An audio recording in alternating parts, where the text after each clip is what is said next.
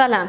Atabatan TV YouTube kanalının Atabatan habarlar gepleşigimizin mehriban tamaşaçylary. Hormatly tamaşaçylarymyz, sentyabr aýyna İstanbul uğruna awyndan jemi 16 fan ýöreti uçar gatnawynyň amala aşyrylmagyna garaşylýar. Eýsem bu ýöreti uçar gatnawlar haçan amala aşyrlar? Mälim bolşýaly soňky aýlarda Türkmenistan bilen Türkiýanyň arasynda ýöreti uçar gatnawlarynyň sany ýygyderli artýar. Biz awgust aýyna size bir näçe ýöreti uçar gatnawynyň amala aşyrylanyny barada habar ýetiripdik. Atabatan TV YouTube kanalyny tomaşa edenler bu gatnawlardan habarly. Mehriban tamaşaçylarymyz, sentyabr aýyna Türkmenistan aviakompaniyasy hemde Türk Hava ýolları aviakompaniyasy Türkmenistan Türkiýe ugruna boýunça ýöreti gatnawlaryny ýerine ýetirmegi gözeňine tutýar.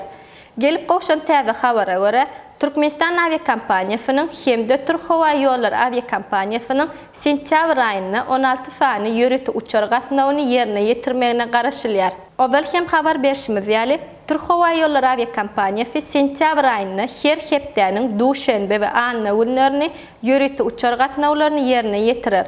Türk Hava ýollarynyň ýöreti uçar gatnawlarynyň günleri mundan soňra ýokarda hem belläp geçişimiz ýaly hepdede 2 gebek hepdeniň duşenbe we anna günler amala aşyryljakdygy sebäpli bu barada goşmaça video habary ýazgy etmejekdigimizi belläp geçesimiz ýelýär. Türkmenistan aviakompaniyasy hem sentyabr aýyna 7 fany ýöreti gatnawy meýleşdirýär. Bu uçar gatnawlaryň uçuş rejefiniň üýtgäp bilýänligi sebäpli bu gatnawlar barada habarlary ozal kyfýaly amala aşyrylýan günleri dikkatiňize ýetirir. Bu gatnawlardan 5-siniň sentyabr aýynyň ilkinji ýarymynda amala aşyrlar. Şol sebäpli sentyabr aýynyň ikinji ýarymynda bu gatnawlaryň hasýem artmagyna garaşylýar. Şeýle hem Türkmenistan aviakompaniyasynyň sentyabr aýyna Belarusyň paýtagty Minsk şäherine hem bir näçe ýöreti uçar gatnawlaryny amala aşyrmagy meýleşdirýändigini bellemek isleýär. Şu ýerde ýene bir zat ýatlatmak isleýär. Häzirki wagtda Türkmenistan aviakompaniyasy Dubay, Kazan, Moskva we Frankfurt şäherine adaty ýolawçy gatnawlaryny ýola goýdy. Mehriban tamaşaçylarymyz, Türkmenistandan Türkiýe gelýän uçar gatnawlarynyň esasen hem Türkiýede bilim almak isleýän taliplerimizin peýdalanýanlygyny öňe belläp geçipdik.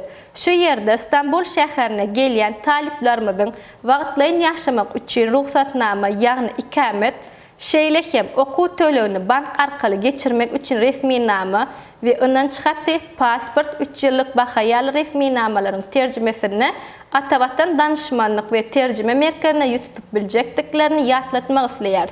Habarlaşma üçin 90 532 401 71 52 90 530 251 36 73. Hormatly Atabatan TV YouTube kanalynyň tamaşaçylary, egerde siz ýurdumyzdaky bolup geçen täzeliklerden ilkinji bolup habarly bolmak isleseňiz, Atabatan TV YouTube kanalyny iýerlemagy dowam edin. Gepleşiklerimizin endiki sanyna görüşýänçek hoş, sag bolun.